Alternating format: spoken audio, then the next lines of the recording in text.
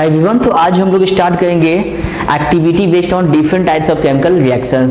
तो जो आप लोगों को पिछले क्लास में पिछले लेक्चर्स में जो मैंने डिस्कशन किया था different types of chemical reactions, तो उस टाइप्स ऑफ केमिकल रिएक्शंस को हम सिर्फ क्या किए थे, डिफाइन किए थे, उस पर डिफरेंट एग्जांपल्स को हम डिटेल्स किए थे, है ना। उसी पे बेस्ड आपका, है ना, उस पे बेस्ड हम लोग क्या करेंगे, एक्टिविटी करेंगे। और उस एक्टिविटी के बारे में भी आपको नॉलेज रखना है, क्योंकि आपका जो क्वेश्चंस का जो फॉर्मेट होता है सीबीएसई का, उसमें आपका एक्टिविटी बेस्ड भी क्वेश्चंस दिया जाता है। तो चलिए आज स्टार्ट करते हैं। 1.4 आपका फर्स्ट जो टाइप्स ऑफ केमिकल रिएक्शंस हम लोग को पढ़ना था वो था आपका क्या, कॉम्बिनेशन रिएक्शंस। तो कॉम्बिनेशन रिएक्शंस को तो डिफाइन कर दिए थे, है ना, कि किस तरह का different types of combination reactions को डिफाइन करते हैं, उसको वो तो पढ़ लिए थे। अब हम लोग पढ़ते हैं कॉम्बिनेशन रिएक्शंस के बेस्ड आपका क्या एक्टिविटी क्या है। तो सबसे पहला, है ना, इसका जो एक्टिविटी आपके एनसीईआरटी बुक के अंदर जो दिया हुआ है ना, वह कॉम्बिनेशन रिएक्शंस बिटवीन क्या, कैल्शियम ऑक्साइड्स एंड क्या, वाटर, है ना। वाटर और कैल्शियम ऑक्साइड जब एक दूसरे से रिएक्ट करता है तो क्या बनाता है, स्लैक लाइन का फॉर्मेशन करता है। यहाँ पे दो टर्म्स यूज करेगा जो आप लोग के लिए थोड़ा सा डिफिकल्टी हो सकता है। एक क्विक लाइन, है ना, देखिए यहाँ पे एक है क्विक लाइन। तो क्विक लाइन का मतलब होता है CaO, है ना। एक और टर्म्स यूज करेंगे क्या, स्लैक लाइन, है ना। तो slack line that means CaOH का क्या, हॉल्ट वाइज। ये दो टर्म्स यूज करेगा, है ना, कंफ्यूज मत कीजिएगा, है ना।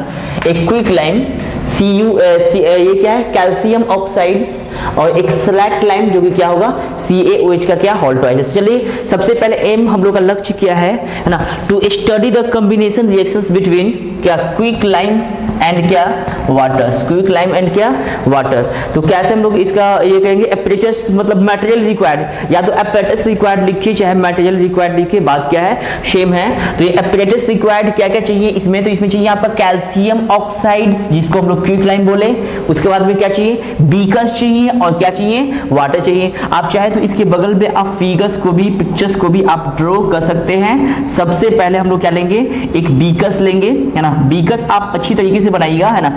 एक बीकर्स लेने के बाद उसके अंदर क्या करेंगे, सबसे पहले कुछ स्मॉल पीसेज ऑफ क्या लेंगे, कैल्शियम ऑक्साइड्स जिसको क्विक लाइन बोलेंगे, और धीरे धीरे वाटर्स को क्या करते हैं, ऐड करते हैं। तो सबसे पहले देखिए यहाँ पे, है ना, apparatus required calcium oxide, quick line चाहिए, बीकर चाहिए, और क्या चाहिए, वाटर चाहिए। अब प्रोसीड्योर दैट मींस मेथड, हम लोग इस एक्टिविटी को करने के लिए क्या क्या करेंगे। तो सबसे पहले हम लोग, है ना, फर्स्ट स्टेप में लिखा हुआ है, take a small amount of क्या, क्विक लाइन इन बीकर। सबसे पहले हम लोग बीकर में क्या करेंगे, पीस रखेंगे, स्मॉल पीस किसका रखेंगे, क्विक लाइन का, जिसको हम लोग चूना भी बोलते हैं, है ना, चूना पत्थर जिसको हम लोग बोलते हैं, उसी को हम लोग क्या बोलते हैं, क्विक लाइन। क्या बोलते हैं, क्विक लाइन। अब उसके बाद में सेकंड स्टेप में क्या करेंगे, हम उसमें स्लोली धीरे धीरे हम लोग क्या करेंगे, वाटर को डालेंगे, ताकि कुछ ऑब्जर्वेशंस हमको पता चले। जब एक्टिविटी कर रहे हैं धीरे धीरे डालने का मतलब वो क्या हो रहा है उसको भी तो ऑब्जर्व करना है ना, है ना। इसीलिए क्या है, स्लोली ऐड वाटर टू क्या, दिस। उसके बाद में टच द बीकर्स, उसके बाद में बीकर को टच करेंगे, और उसके बाद में हम लोग ऑब्जर्व करेंगे कि हम लोग क्या क्या पा रहे हैं। तो चलिए सबसे पहले ऑब्जर्वेशन है, द बीकर बिकम्स हॉट। एक चीज और बताए थे, है ना, on the basis of temperature reactions को दो पार्ट्स में हम लोग कैटेगराइज किए थे। आपका एक था एंडोथर्मिक रिएक्शंस और एक क्या था आपका, एक्सोथर्मिक रिएक्शंस। तो एंडोथर्मिक रिएक्शंस में हम बताए थे कि जिस बीकर्स में हम लोग एंडोथर्मिक वाले रिएक्शंस को हम लोग क्या करेंगे, एक्टिविटी हेल्ड करवाएंगे, तो वो क्या होता है, बीकर्स आपका क्या हो जाएगा, जब गर्म हो जाए तो क्या हो जाएगा, एक्सोथर्मिक, और ठंडा हो जाए, है ना, टेम्परेचर डिक्रीज करे। देखो बीकर का टेम्परेचर इंक्रीज कर जाए तो कौन सा प्रोसेस होगा, एक्सोथर्मिक, है ना। और जब बीकर्स का जब टेम्परेचर क्या करना स्टार्ट हो, जब डिक्रीज होना स्टार्ट हो जाए तो उसको हम लोग क्या बोलेंगे, एंडोथर्मिक प्रोसेस। क्या बोलेंगे, एंडोथर्मिक प्रोसेस। तो हमने ये देखा क्या, जब आपका बीकर्स के अंदर क्विक लाइन है, उसके बाद हम स्लोली क्या करिए, वाटर ऐड किए, उसके बाद में टच किए, जब अपने हाथ से इसको टच किए तो हमने ये देखा कि वो हॉट हो गया, गर्म लग रहा है ना। द बीकर्स बिकम्स क्या,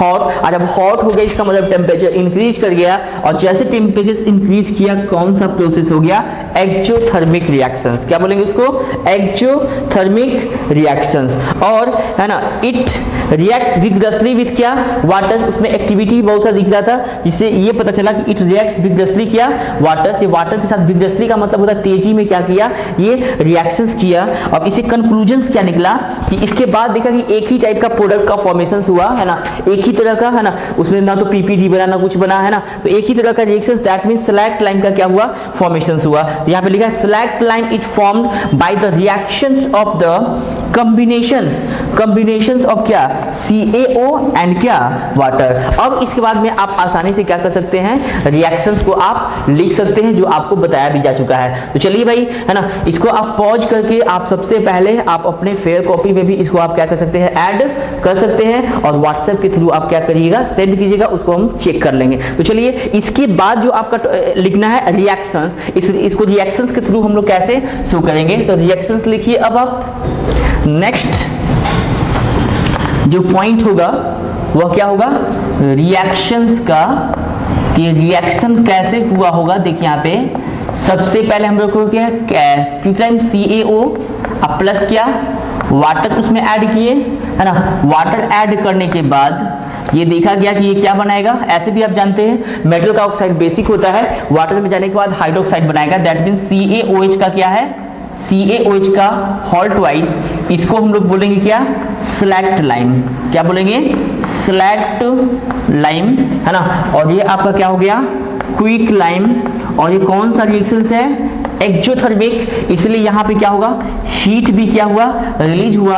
आज के बाद अब याद रखिएगा है ना, ये जो आपका रिएक्शंस है कौन सा, क्विक लैम्प का वाटर के साथ जो रिएक्शंस है वो कौन सा रिएक्शंस होगा, एक्जोथर्मिक। क्या होगा, एक्जोथर्मिक। और जनरली मोस्ट ऑफ द, एक बात और आप याद रखिएगा, दो तरह का रिएक्शंस मोस्टली हम लोग पढ़े, एक कॉम्बिनेशंस और एक क्या था, डिकम्पोजिशन। जनरली जो आपका कॉम्बिनेशन रिएक्शंस होता है वो जनरली आपका क्या होता है, एक्जोथर्मिक। क्या होता है, एक्जोथर्मिक है ना। और ये जो आपका डिकम्पोजिशन रिएक्शंस होता है वो क्या होता है, इंडोथर्मिक। क्यों, क्योंकि डिकम्पोजिशन का मतलब है उसको ब्रेक करना, उसको ब्रेक करने के लिए हमको एनर्जी क्या होता है, देना पड़ता है। तो वैसा सिस्टम जिससे एनर्जी रिलीज हो तो उसको हम लोग क्या बोलते हैं, एक्जोथर्मिक। और जो एनर्जी एब्जॉर्ब करता है उसको हम लोग क्या बोलेंगे, इंडोथर्मिक। देखिए आपका जो नेक्स्ट एक्टिविटी है क्या है, 1.5। इसे गौर से समझना, ये काफी इंपॉर्टेंट है, बहुत बार एग्जाम रिपीट कर चुका है इस क्वेश्चंस पे, इसमें बेस्ट क्वेश्चंस भी आता है। तो चलिए सबसे पहले इसमें हम ये शो करना चाहते हैं, इससे पहले वाले जो आपका एक्टिविटी था उसमें हम ये सॉल्व किए थे कि कॉम्बिनेशन रिएक्शंस को कैसे सॉल्व करना है। अब हमको ये बताना है कि डिकम्पोजिशन रिएक्शन कैसे होता है, उस बेस पे एक्टिविटी। चलिए, टू स्टडी द डिकम्पोजिशन, किसका स्टडी हम लोग कर रहे हैं, फेरस सल्फेट का। और ऐसे भी आप जानते हैं कि जब मेटल का सल्फेट डिकम्पोज करेगा तो हम बताते हैं मेटल का ऑक्साइड प्लस SO2 एंड क्या, SO3 देता है, वो तो हम पहले ही बता चुके हैं आपको है ना। अब चलिए एपेटेस, इसमें क्या क्या यूज होगा, इस एक्टिविटी को करने के लिए क्या क्या आपको यूज करना पड़ेगा है ना। तो पहला है फेरस सल्फेट क्रिस्टल होना चाहिए, याद रखना। फेरस सल्फेट क्रिस्टल का मतलब होता है वह कौन सा फॉर्म में होगा, FeSO4 के साथ डॉट क्या हो गया, 7H2O। याद रखना, दो विट्रियोल है, नाम है एक ब्लू विट्रियोल और एक क्या होता है, ग्रीन विट्रियोल। तो ब्लू विट्रियोल का मतलब होता है CuSO4 के साथ जब 5 वाटर मॉलिक्यूल एसोसिएटेड होगा तो उसको हम लोग बोलते हैं क्या, ब्लू विट्रियोल। क्या बोलते हैं, ब्लू विट्रियोल। और याद रखना CuSO4 का जो कलर आता है वह आपका हाइड्रेटेड वाटर का, मतलब उसमें 5 जो आपका वाटर मॉलिक्यूल एसोसिएटेड है उसके कारण उसका कलर होता है। और उसको हीट अप करोगे तो वो भी क्या हो जाएगा, कलरलेस हो जाएगा। तो चलिए उसी प्रकार आपका ये FeSO4 फेरस सल्फेट क्रिस्टल कहने का मतलब है FeSO4 डॉट क्या, 7H2O। इसको हम लोग ग्रीन विट्रियोल बोलते हैं, जिसके कारण इसका कलर कैसा होगा, ग्रीन कलर होगा। उसके बाद में होगा ड्राई बॉइलिंग ट्यूब है ना, और उसके बाद में क्या होगा, एक बर्नर लेंगे या स्प्रिट लैंप भी ले सकते हैं। चलिए अब इसमें हम मेथड हम लोग क्या करेंगे, एपेटेस के बाद मेथड हम लोग क्या करेंगे। और देखिए इसमें क्वेश्चंस भी है कि एक्चुअली ये जो रिएक्शंस करेंगे तो इस टेस्ट ट्यूब से क्या होगा, कुछ ना कुछ गैस एस्केप करेगा है ना, जो आपको हार्मफुल, जो आपके लिए हार्मफुल भी हो सकता है। तो इसलिए कोशिश ये करना है कि एक्टिविटी से हम लोग क्या करें, दूरी ही बनाए रखें। तो वो आप चाहे तो प्रिकॉशंस में डाल सकते हैं। चलिए मेथड है, हम लोग क्या क्या करते हैं, सबसे पहले हम 2 ग्राम हम लोग क्या, take about 2 gram of ferrous sulphate in a क्या, ड्राई बॉइलिंग ट्यूब है ना। सबसे पहले बॉइलिंग ट्यूब में हम लोग क्या करेंगे, 2 ग्राम हम लोग क्या लेंगे, फेरस सल्फेट। क्या लेंगे, फेरस सल्फेट। अब देखिए अब सेकंड में हम लोग नोट डाउन करेंगे, सबसे पहले जो क्रिस्टल लिए तो क्रिस्टल का कलर कैसा होगा ये सबसे पहले हम देखेंगे। वो तो आप देख ही लीजिएगा, जब आप लैब में जाइएगा तो आपका जो क्रिस्टल्स होगा तो उसका जो कलर कैसा होता है वो तो आपको पता चल ही जाएगा। तो सबसे पहले वही चीज लिखा है, note the colour of ferrous sulphate crystal, हम लोग नोट कर लिए। उसके बाद में हीट किए बॉइलिंग ट्यूब को, हीट करने के बाद सल्फेट क्रिस्टल्स अब heat the boiling tube over the flame of burner और स्प्लिट लैंप, या तो स्प्लिट लैंप या बंसन बर्नर के ऊपर हम लोग क्या किए, उस बॉइलिंग टेस्ट ट्यूब को हम लोग क्या किए, हीट किए। क्या किए, हीट किए। अब फोर्थ में हम लोग देंगे, जब हीट करने के बाद उसके कलर को हम लोग क्या करेंगे, ऑब्जर्व देखेंगे, है ना। तो उससे हमको क्या क्या ऑब्जर्वेशंस मिला उसको हम लोग पढ़ेंगे। चलिए अब हम लोग ये मेथड करने के बाद उसके बाद हम लोग कहां पे चलेंगे, ऑब्जर्वेशंस में। एक बात और, इस पे बेस्ड आपका फिगर्स भी है, पिक्चर्स भी है, जो आपके एनसीईआरटी बुक में दिया हुआ है ना। तो कृपया करके एनसीईआरटी बुक से आप पिक्चर्स को ड्रॉ करके तब आप फेयर कॉपी करके आप आसानी से आप सबमिट कर सकते हैं। तो चलिए हम थोड़ा देर के लिए हम अलग हट भी जाएंगे और इसका आप स्क्रीनशॉट भी आप ले सकते हैं। चलिए पहले हम ऑब्जर्वेशंस बता देते हैं। तो ऑब्जर्वेशंस क्या है, देखिए यहाँ पे, है ना। ये ऑब्जर्व क्या किया गया समझिएगा। पहले सबसे पहले स्टार्टिंग में जो आपका क्रिस्टल लिया गया वो कैसा था, ग्रीन था। क्या था, ग्रीन था। उसके बाद जब हीट अप किए तो देखा गया, तो अब चलिए भाई, अब स्टार्टिंग में क्या होगा, जैसे इसके पास 7 मॉलिक्यूल्स ऑफ वाटर है, जैसे हीट कीजिएगा वाटर मॉलिक्यूल स्कैप कर जाएगा। तो स्कैप करने के बाद क्या बनेगा, FeSO4, दैट मींस वो कैसा होगा, कलरलेस, दैट मींस व्हाइट हो जाएगा। क्या हो जाएगा, व्हाइट हो जाएगा। अगेन अब फिर से अगर आप हीट कीजिएगा तो देखा ये गया कि रेडिश ब्राउन कलर का रेसिड्यू आपका क्या होता है, रेसिड्यू बच जाता है, और उसके बाद कुछ ना कुछ गैस भी क्या होता है, स्कैप करता है। तो इसका मतलब क्या है, हम सिर्फ रखे क्या, फेरस सल्फेट, उसके अलावा हमको क्या क्या मिला, व्हाइट क्रिस्टल।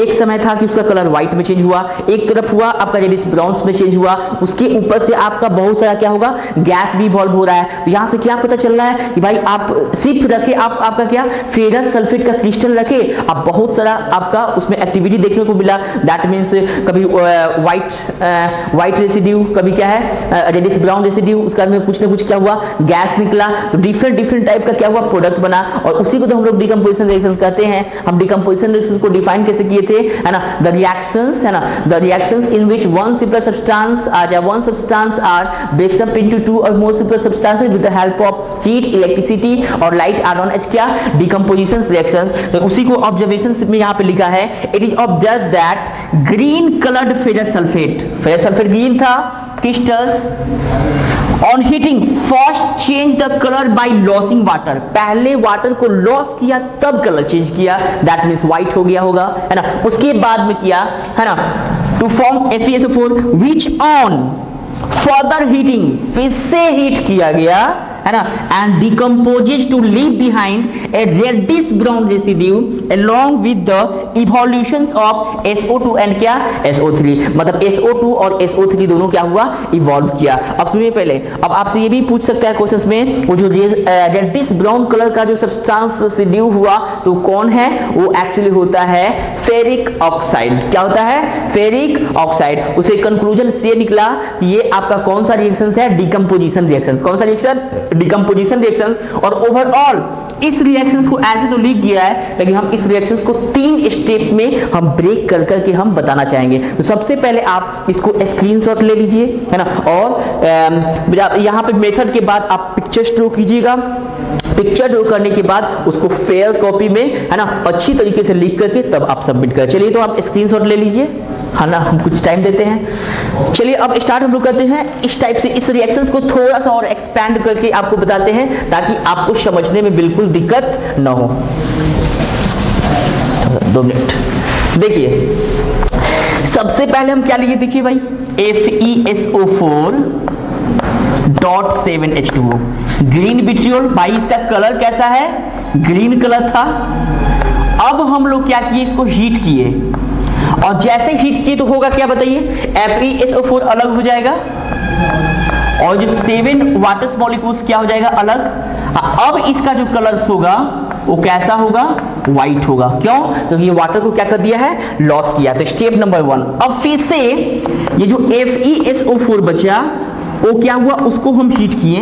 तो अब जो हीट करते हैं तो ये देता है क्या, Fe2O3 plus SO2 plus SO3, ये भी गैस ये भी गैस, ये सॉलिड और ये भी क्या सॉलिड। याद रखिएगा इसका जो कलर है, अब ये जो आपका इसका, अच्छा इसको हम एक और नाम देते हैं अनहाइड्रस फेरस सल्फेट। अनहाइड्रस का मतलब होता है उसमें वाटर आपका नहीं, अनहाइड्रस, हाइड्रस का मतलब वाटर, अन का मतलब नहीं है, तो ये क्या है अनहाइड्रस। इसके बारे में अगर तुमसे पूछेगा भी तो ये क्या है अनहाइड्रस फेरस सल्फेट। अब फिर से अनहाइड्रस फेरस सल्फेट को डिकम्पोज करते हैं, इसको हीट अप करते हैं तो ये देता है क्या रेडिश, है ना, रेडिश ब्राउन रेसिड्यू। और ये कौन होता है फेरिक ऑक्साइड, कौन होता है फेरिक ऑक्साइड। तो इसी रिएक्शंस को क्या है लिख दिया। चलिए नेक्स्ट देखिए, आपका ये भी है थर्मल डिकम्पोजिशन रिएक्शंस का है ही है, लेकिन आपका किसका लेड नाइट्रेट का। तो हम लोग एम में लिखेंगे to study the thermal decomposition of क्या लेड नाइट्रेट। इसके लिए एपेरेटस क्या क्या चाहिए आपको, है ना, एपेरेटस चाहिए आपका लेड नाइट्रेट चाहिए, lead nitrate powders, boiling tube चाहिए, पेयर ऑफ टोंग्स चाहिए और उसका में क्या चाहिए बंसन बर्नर चाहिए। मेथड में मेथड आपको क्या क्या करना चाहिए बस उसी तरह जिस तरह से पिछले बार भी किए थे, है ना। Take about 2 gram lead nitrate, है ना, हम लोग क्या करते हैं 2 ग्राम क्या लेते हैं लेड नाइट्रेट पाउडर, किसमें बॉइलिंग ट्यूब में रखते हैं। उसके बाद में उसको होल्ड करते हैं, होल्ड मतलब उसको पकड़ते हैं किससे पेयर ऑफ टोंग्स के हेल्प से, और उसको क्या करते हैं फ्लेम के ऊपर क्या करते हैं हीट करते हैं। तो ऑब्जर्वेशन ये पाया गया कि उससे गैस निकलता है जिसका कलर कैसा है ब्राउन फिल्म्स। तो यहाँ पे लिखा है brown films of nitrogen dioxides NO2 are found to evolve and a yellow residue is क्या लेफ्ट बिहाइंड इन द क्या टेस्ट ट्यूब, है ना। तो इसी कंक्लूजन्स क्या निकला, है ना, इसी कंक्लूजन्स ये निकला कि आप यहाँ पे लिखना पड़ेगा आपको, है ना, यहाँ पे सॉलिड ने decomposes on heating to give, है ना। यहाँ पे जो क्या किया, जो सॉलिड जो हम लोग क्या लिए थे लेड नाइट्रेट लिए थे वो डिकम्पोज करने के बाद, है ना, डिकम्पोज हुआ हीटिंग करने के बाद, और वो क्या दे रहा है brown films of NO2 and क्या येलो रेसिड्यू ऑफ क्या लेड ऑक्साइड। और इसी टाइप का रिएक्शन जो कहलाएगा this type of decomposition reactions are called क्या थर्मल डिकम्पोजिशन रिएक्शंस। क्यों, क्योंकि इस रिएक्शंस में क्या यूज हो रहा है हीट यूज हो रहा है, क्या हो रहा है हीट यूज हो रहा है। और सबसे लास्ट में इसका क्या कर सकते हैं आप रिएक्शंस को भी आप आसानी से लिख सकते हैं। तो चलिए भाई, है ना, तो यहाँ पे क्या क्या इंपॉर्टेंट इंफॉर्मेशन है आपके लिए। सबसे पहले इसके अंदर जो रेसिड्यू बचता है उसका कलर कैसा होता है येलो, पहली बात। और दूसरी बात जो गैस इवॉल्व होता है, डायरेक्ट पूछ लेता है क्वेश्चंस में, जो गैस इवॉल्व हुआ है ना तो उस गैस का कलर कैसा होता है। तो यहाँ पे लिखा हुआ है आपका ब्राउन कलर, देखिए यहाँ पे लिखा है ब्राउन फ्यूम्स। फ्यूम्स का मतलब ही होता है क्या है धुआं टाइप्स का आता है। चलिए इसको आप स्क्रीनशॉट पहले ले लीजिए, है ना, इसका स्क्रीनशॉट लेने के बाद उसको आप सबमिट कीजिए। चलिए तो इसके अब रिएक्शंस को लिखते हैं, है ना। रिएक्शंस आपको पता भी होना चाहिए, है ना। ये आपका जब लेड नाइट्रेट जब डिकम्पोज करता है तो क्या देता है lead oxide plus NO2 plus क्या देता है O2 देता है। तो बस इस रिएक्शंस को लिखिए आप।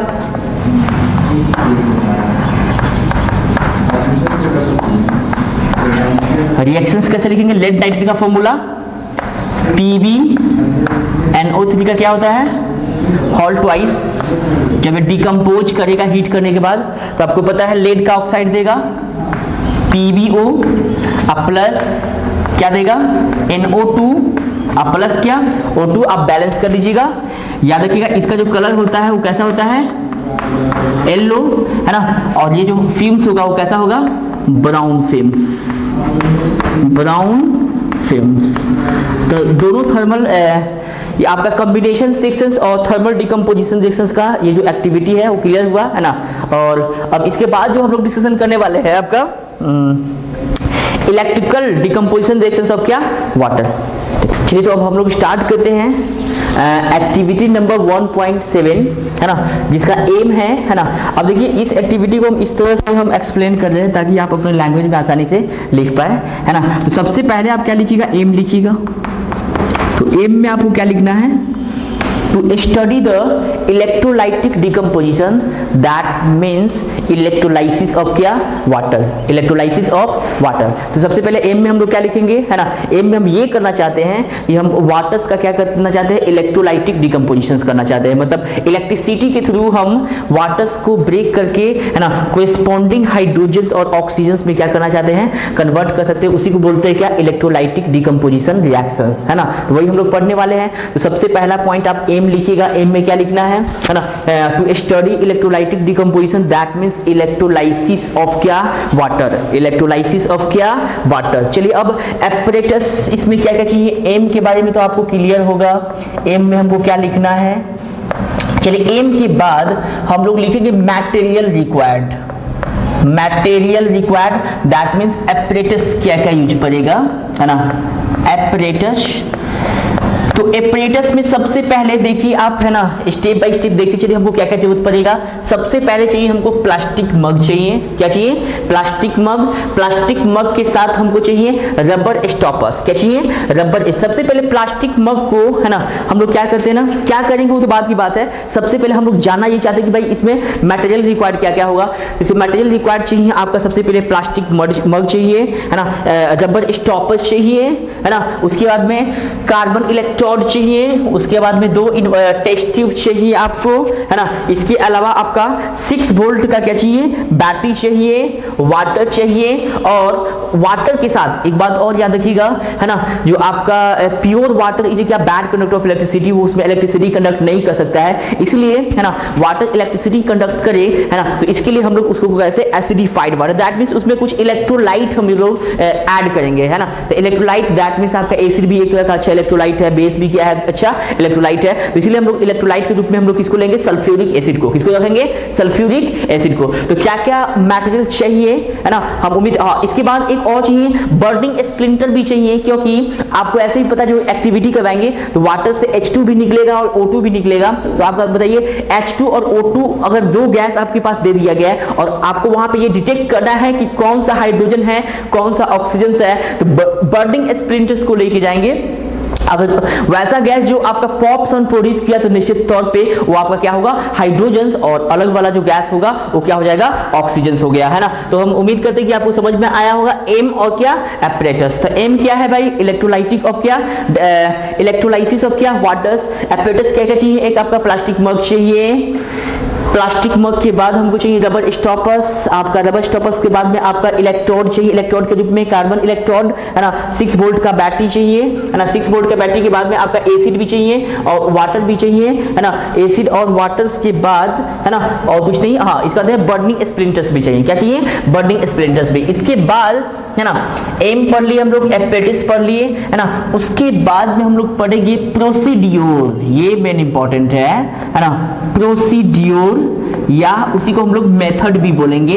हम लोग क्या क्या इसमें करने वाले हैं पहले समझिएगा। पहले यहाँ पे सबसे पहला स्टेप्स हम लोग ये करेंगे, एक प्लास्टिक मग लेंगे, क्या लेंगे, है ना, we take a plastic mugs, है ना, and their base having 2 holes which is drilled, है ना, बाय सम इक्विपमेंट, कुछ हम लोग इक्विपमेंट के थ्रू इसके हम लोग बेस को, किसके बेस को, मग के बेस को क्या करेंगे, बेस पे 2 जगह हम लोग क्या करेंगे, होल करेंगे, ड्रिलर्स के थ्रू हम लोग क्या करेंगे, होल करेंगे। जैसे मैं यहाँ पे भी होल करेंगे, यहाँ पे भी होल करेंगे, और वहां पे क्या लगाएंगे, आपका रबर स्टॉपर, है ना। रबर स्टॉपर्स का मतलब ताकि आपका पानी इसमें बढ़ने के बाद, देखो रबर स्टॉपर्स नहीं अगर डालेंगे तो इससे क्या होगा, पानी रिस करके क्या हो जाएगा, बाहर हो जाएगा। इसलिए हम लोग यहाँ पे क्या करेंगे, रबर स्टॉपर्स को क्या करेंगे, इंसर्ट करेंगे, है ना, और इस रबर स्टॉपर्स के पास हम लोग इंसर्ट करेंगे किसको, किसको इंसर्ट करेंगे, तो आपका इलेक्ट्रोड को, किसको, इलेक्ट्रोड। ये कौन सा है, देखिए यहाँ पे ग्रेफाइट रॉड जो इलेक्ट्रोड का काम कर रहा है उसको। अब एक बात फिर से, यहां तो आपको पानी इंसर्ट करना है, वाटर के साथ हम लोग क्या करेंगे, हाँ, सबसे पहले हम लोग क्या लिए, प्लास्टिक मग ड्रिल किए, स्टॉपर फिट किए, इस रबर स्टॉपर्स के साथ क्या किए, ग्रेफाइट रॉड इंसर्ट किए, जिसको हम लोग क्या बोलते हैं, इलेक्ट्रोड, क्या बोलेंगे, इलेक्ट्रोड। अब उसके बाद में हम लोग क्या करेंगे, हम लोग वाटर इसमें फिल करेंगे, और इस प्रकार वाटर फिल करेंगे ताकि आपका दोनों इलेक्ट्रोड फुल्ली इमर्ज्ड हो जाए। फुल्ली इमर्ज्ड का मतलब पूरे का पूरे पानी के अंदर क्या होना चाहिए, डूब जाना चाहिए। आपका देखिए यहाँ पे दोनों इलेक्ट्रोड आसानी से क्या हो गया है, डूब गया है। अब उसके बाद में हम क्या करेंगे, हम 2 ट्यूब लेंगे, टेस्ट ट्यूब लेंगे, और उस टेस्ट ट्यूब में ऑलरेडी पानी रख के तब उसके बाद में इन्वर्टेड करके इसको क्या करेंगे, उसके अंदर ढक देंगे, है ना। ऐसा इसलिए पानी इसलिए भरेंगे ताकि उसमें पहले से कोई गैस अवेलेबल ना हो। चलिए भाई, तो यहाँ पे भी दोनों इन्वर्टेड के रूप में हम लोग ये कर दिए। उसके बाद में हम लोग क्या करते हैं ना, इसको 6 वोल्ट बैटरी से, है ना, दोनों इलेक्ट्रोड को 6 वोल्ट से क्या किए, कनेक्ट किए, क्या किए, कनेक्ट किए। कनेक्ट करने के बाद ऑब्जर्वेशंस, ये तो हम लोग क्या किए, हम लोग प्रोसीड्यूर किए, ऑब्जर्वेशंस हम लोग ये पाया कि कुछ देर के बाद देखते हैं कि यहाँ पे बबल प्रोड्यूस हो रहा है। क्या हो रहा है? बबल प्रोड्यूस हो रहा है। दैट मीन्स वो क्या है आपका है? गैस है। क्या है? गैस है। तो वो कहाँ पे कौन सा गैस है पहले समझिए। यहाँ पे 6 वोल्ट का जैसे बैटरी अप्लाई किए तो जो पॉजिटिव टर्मिनल से जो जोड़े उसको हम लोग क्या बोलेंगे? एनोड। क्या बोलेंगे? एनोड, है ना। और जो निगेटिव टर्मिनल से जुड़ा उसको हम लोग क्या बोलेंगे? कैथोड। याद रखिएगा ये आपका एनोड हो गया, है ना, ये आपका एनोड है और उसके बाद में ये आपका क्या है? कैथोड है। ये एनोड है और ये आपका क्या है? कैथोड है। तो ऐसे भी आप जानते हैं एनोड पे क्या होता है? ऑक्सीडेशन। एनोड पे क्या होता है? ऑक्सीडेशन। और कैथोड पे क्या होता है? रिडक्शन। क्या होता है? रिडक्शन। तो एक बार फिर से, है ना, तो देखिए यहाँ पे, देखिए ऐसे भी आप समझिए एनोड का मतलब ये आपका पॉजिटिव टर्मिनल्स और ये क्या हो गया? Negative terminals. अब आप ऐसे बताइए इसके अंदर वाटर है और वाटर को करना है डिकम्पोज। तो आप ऐसे समझिए पहले, ये जो वाटर है इसका 2 फ्रैगमेंट्स है, एक हाइड्रोजन है और एक क्या है? ऑक्सीजन, है ना। तो जनरली H पे क्या आता है? प्लस आता है और O पे क्या होता है? माइनस। निगेटिव पोलरिटी आएगा। तो अब बताओ ये प्लस वाला कहाँ जाएगा? माइनस के पास। और ये माइनस कहाँ पे जाएगा? प्लस के पास। दैट मीन्स याद रखना, है ना, यहाँ पे आपका रिलीज, यहाँ पे जो गैस अवेलेबल होगा वो कौन सा होगा? Hydrogen gas. कौन सा? Hydrogen gas. और यहाँ पे आपका क्या होगा? Oxygen gas. ऐसा क्यों बोले पहले समझिएगा फिर से।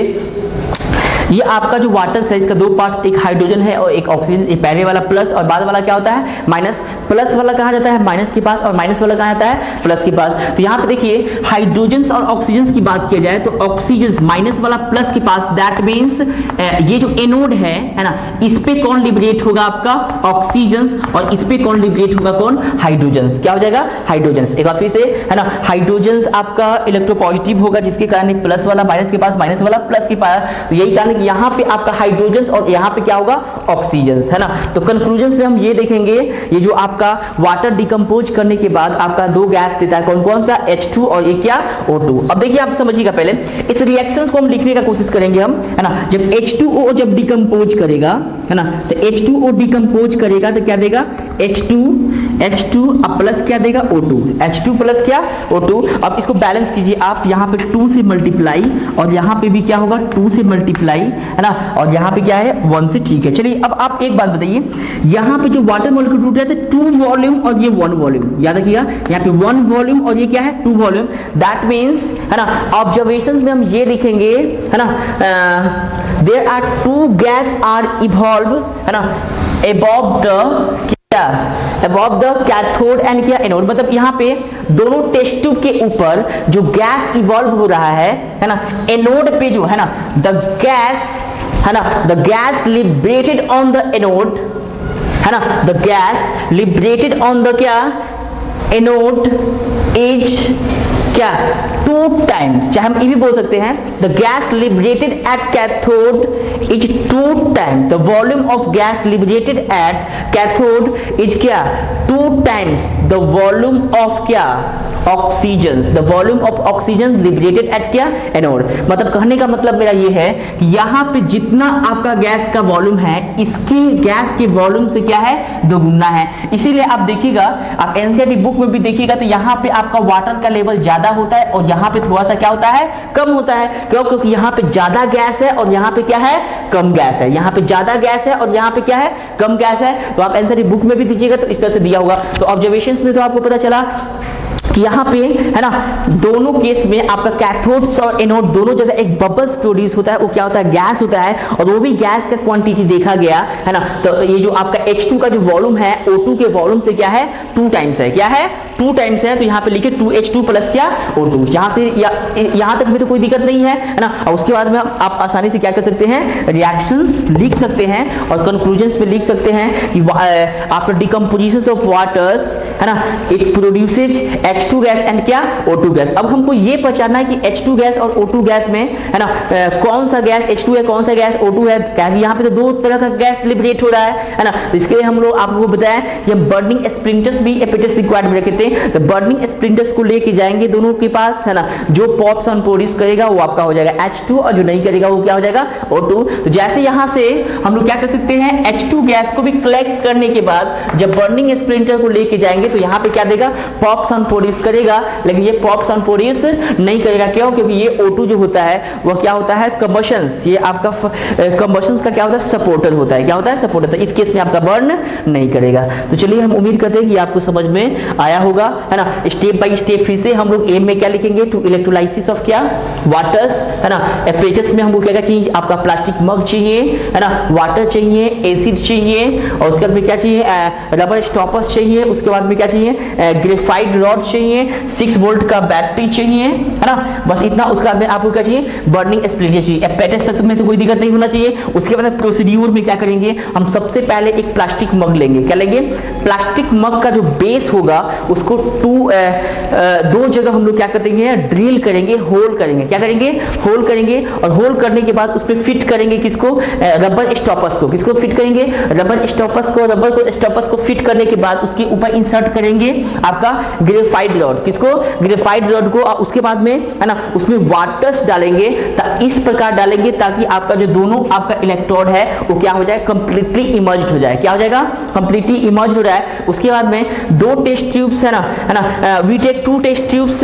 व्हिच ऑलरेडी कंटेन विद क्या, waters and inverted over the, है ना, इन्वर्टेड ओवर द क्या, 2 इलेक्ट्रोड। उसको इस तरह से उस पर रखेंगे, और पानी पहले ही से रहना चाहिए ताकि उसमें गैस पहले से नहीं जाए। उसके बाद में अब इस दोनों बैटरी को, दोनों इलेक्ट्रोड को कनेक्ट करेंगे एक 6 वोल्ट बैटरी से, है ना। जो पॉजिटिव में से होगा, एक होगा एनोड और एक क्या होगा, कैथोड। एक एनोड होगा और एक क्या होगा, कैथोड होगा। उसके बाद में हम लोग देखते हैं कि एक बबल्स प्रोड्यूस होता है। क्या होता है, बबल्स। तो वो सब चीज हम लिखेंगे ऑब्जर्वेशंस में। तो ऑब्जर्वेशंस में मैंने ये देखा कि cathode, over the cathode anode a gas are क्या, इवॉल्व, है ना, ए बबल्स आर क्या, प्रोड्यूस। और जो बबल्स प्रोड्यूस होता है ना, और वो भी देखा जाता है ऑब्जर्वेशंस में कि आपका जो वॉल्यूम कंटेंट है गैस का वो कैथोड के अलोंग ज्यादा है और इसके अलोंग क्या है, कम है। मतलब इसके अलोंग जो आपका वॉल्यूम है इसका क्या है, 2 टाइम्स है। क्या है, 2 टाइम्स है। दैट मींस हमको ये समझ में आया कि जो हाइड्रोजन गैस लिबरेट होगा कैथोड के ऊपर वो ऑक्सीजन गैस के वॉल्यूम से क्या होगा, 2 टाइम्स होगा। क्या होगा,